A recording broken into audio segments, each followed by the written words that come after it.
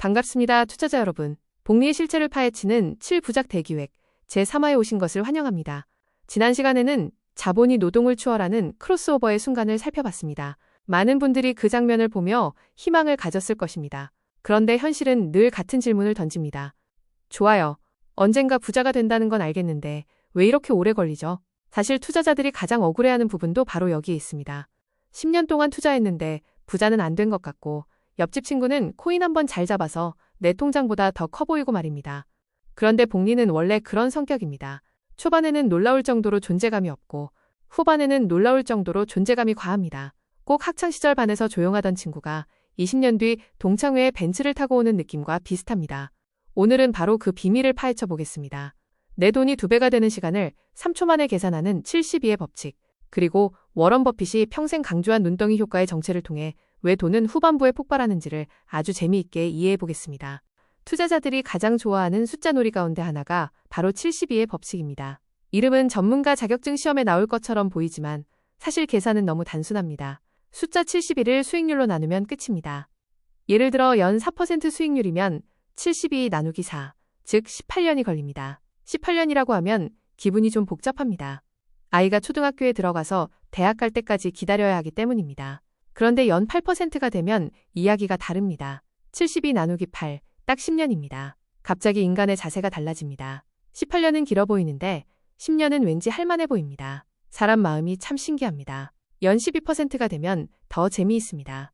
72 나누기 12, 단 6년 만에 2배가 됩니다. 이쯤 되면 사람들은 슬슬 계산기를 두드리기 시작합니다. 잠깐만, 그러면 2번 2배가 되면, 3번 2배가 되면, 그런데 바로 이 지점에서 복리가 사람을 홀리기 시작합니다. 수익률이 조금만 올라가도 자산이 2배가 되는 시간이 확 줄어들기 때문입니다. 그래서 투자의 세계에서는 1에서 2% 차이가 그냥 숫자가 아니라 시간을 몇 년씩 압축하는 마법처럼 작용합니다. 이제 진짜 중요한 이야기를 해보겠습니다. 연 8% 수익률로 자산이 9년마다 2배가 된다고 가정해 보겠습니다. 처음 1억 원이 2억 원이 됩니다. 늘어난 돈은 1억 원입니다. 굉장히 기분 좋습니다. 그런데 다음 9년 뒤 2억 원이 4억 원이 되면 어떨까요? 이번에는 2억 원이 늘어납니다. 수익률은 똑같습니다. 그런데 통장에 늘어나는 돈은 2배입니다.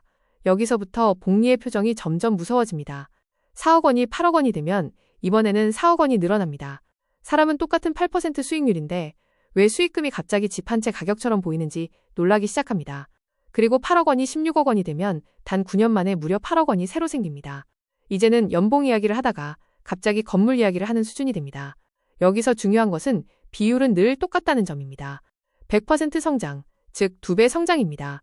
그런데 원금 자체가 커졌기 때문에 만들어지는 절대 금액이 달라지는 것입니다. 작은 눈덩이는 굴려도 눈 몇 알갱이 붙지만 이미 커진 눈덩이를 굴리면 지나가는 눈이 전부 달라붙습니다.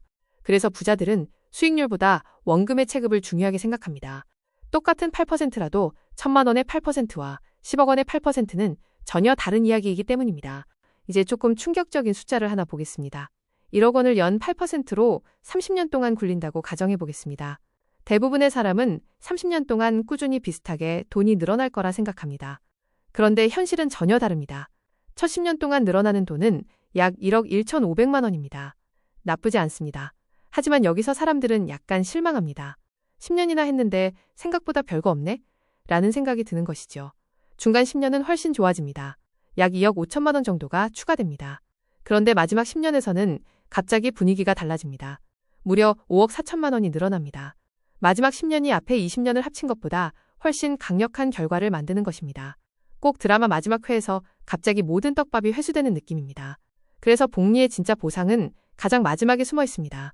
많은 사람들이 출발선에서는 열정이 넘치는데 결승선 근처에서 포기합니다. 그런데 복리는 이상하게도 대부분의 선물을 결승선 근처에 숨겨둡니다. 이것이 복리가 사람을 시험하는 이유입니다. 워런 버핏은 이런 복리의 구조를 아주 쉽게 설명했습니다. 그는 복리를 눈덩이에 비유했습니다. 그리고 눈덩이를 크게 만들려면 2가지가 필요하다고 말했습니다. 첫째는 젖은 눈입니다. 눈이 너무 건조하면 아무리 굴려도 뭉쳐지지 않습니다. 투자 세계의 젖은 눈은 우량 기업입니다. 돈을 잘 벌고 경쟁력이 있고 시간이 지나도 살아남는 기업 말입니다. 둘째는 긴 언덕입니다. 아무리 좋은 눈이라도 언덕이 5m밖에 안 되면 큰 눈덩이가 만들어지지 않습니다. 결국 중요한 것은 시간입니다. 많은 사람들이 젖은 눈만 찾습니다. 좋은 종목 찾기에만 몰두합니다. 하지만 정작 긴 언덕은 견디지 못합니다. 3개월 투자하고 결과를 묻고 6개월 지나면 불안해합니다.